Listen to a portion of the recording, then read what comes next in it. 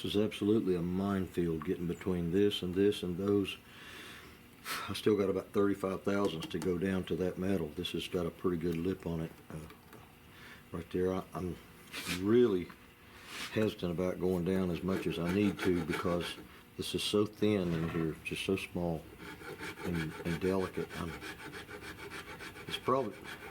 This gun may never ever be shot again, but I can't count on that as an excuse to make it too weak to shoot. It has to be strong enough to serve its purpose. It was built to shoot, and I've got to try to make it strong enough to do that.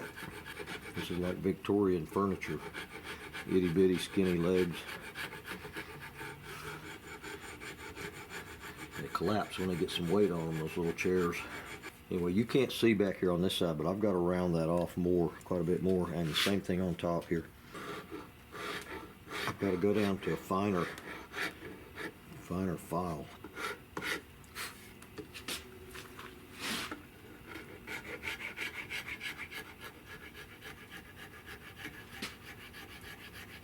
If you'll remember that sear that sticks down in here, it goes in on an angle and it's down inside. There's a little cavity down inside here, and I don't want to expose that cavity. That would be a death sentence for this stock.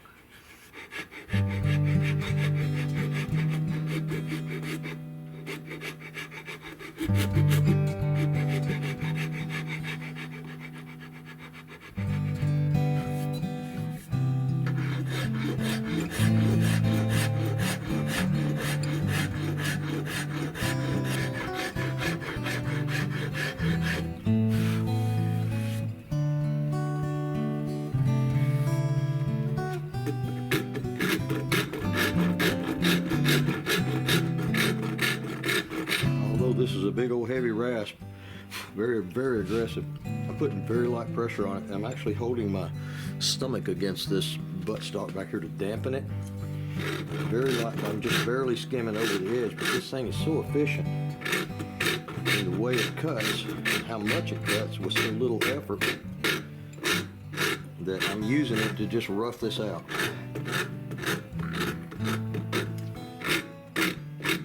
So all I'm doing is just rough shaping it. I need to straight block this with a 50. I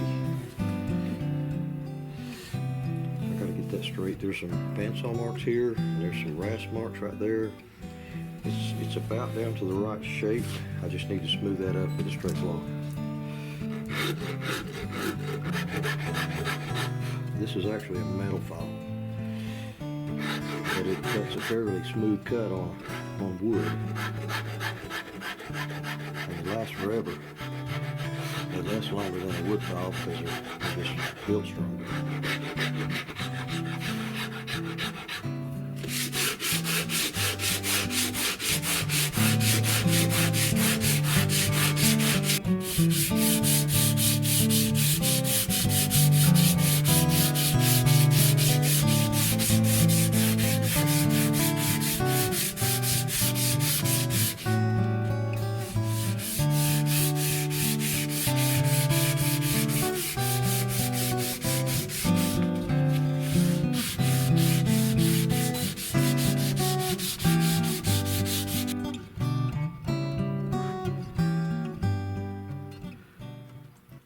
You know how when you start to go swimming and you stick your toe in to see how cold the water is?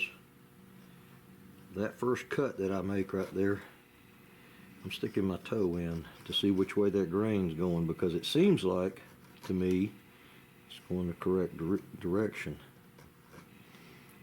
But walnut can get kind of deceptive sometimes, and you might think it's the right direction, but it's not. So yeah, you got to stick your toe in and just do a little test cut.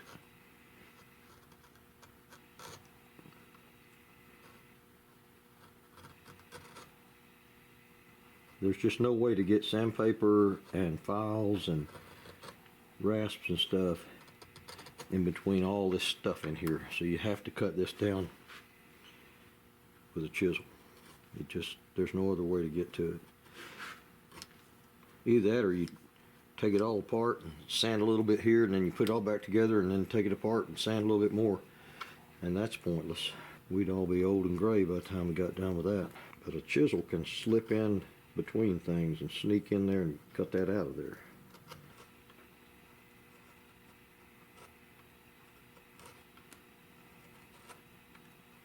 Can't really see this little reveal. I know there's some, but I can't really see it from this angle. I really need to put that thing on its side, but I know I can do what I'm doing now, so I'm just going to start with that, and then I'll clean it up when it's on its side here in a minute.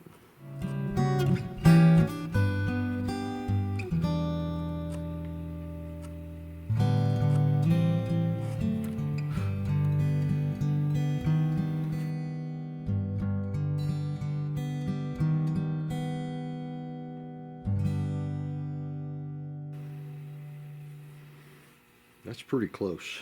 From here to about right here, that's close enough that I can sand that with a little small. Once I take all this metal off, I can take a little flat block and straight block all that.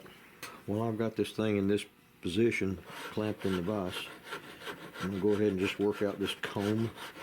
I still have my center line, a very, very small remnant of it.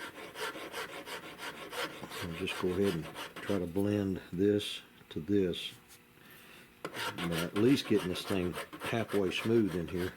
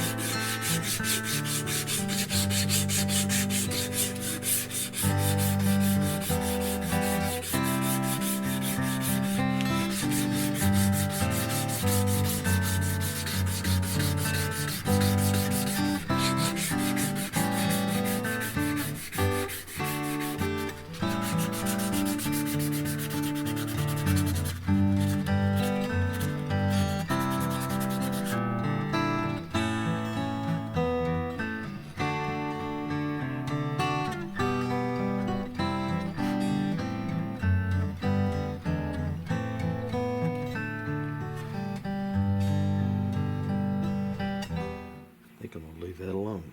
This up here, getting in between that hammer and all that stuff is just, I guess I could take that hammer off.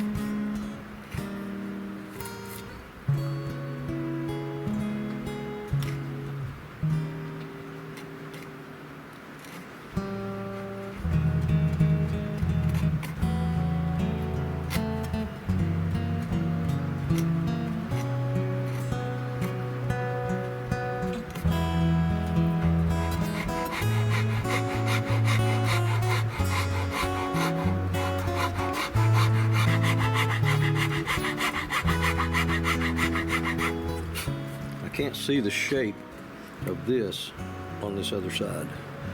See, that's the problem with doing it this way. It's comfortable to do it this way. It's better if you can do it this way where you're seeing both sides. It's really hard to shape it with it vertical. So you have to take it out of the vise and look at it a lot.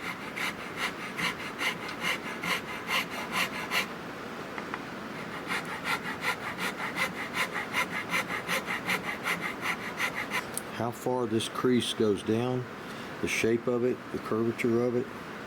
Generally speaking, this parallels this. These two just parallel each other. But how far this goes down, it's got to be the same on both sides. And the curvature of the back of this grip. I feel like I've gone too far with this one. I may have to bring the other one a little bit in. Actually, it's not terribly too bad. I actually have to bring, you can see it better from where you are. I have to bring this in another, just a little tiny bit, because this crease and this crease have to be straight across from one another. So I've got to come in ever so slightly on that bottom.